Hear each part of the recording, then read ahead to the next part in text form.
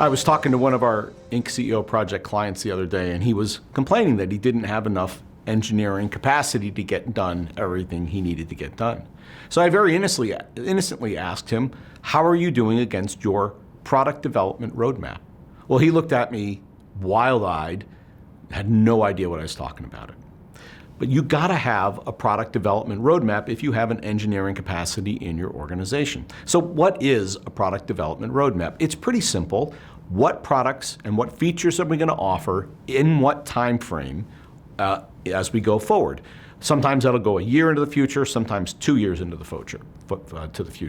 But the key is that the decision about what we do when is not a technical topic as much as it is a business topic. In fact, I was literally talking to a company today that finally tied the financial impact of each of the new product features that they're releasing to the financial impact of them on their business. And so they could use the product development roadmap to drive their budget and their cash flow forecasting and everything else. So the business decision about what's the risk, what's the return, and what's the investment I have to make to get each feature and each product is critical as you build your product roadmap.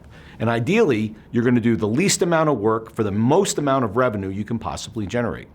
Now, the one thing you got to watch out, once you've got your product roadmap in place, you've got engineers working on it or developers working on it to get you where you need to get, is customization.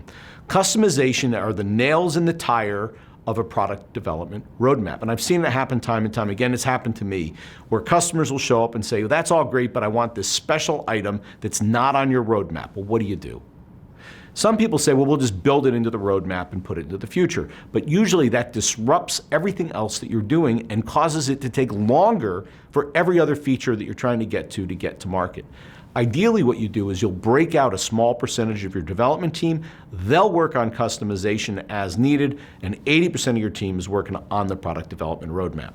So if you've got a software development product or a hardware development product of any type where you've got engineering or development involved, you need to have a product development roadmap that shows what are you going to release, by when, and the financial impact.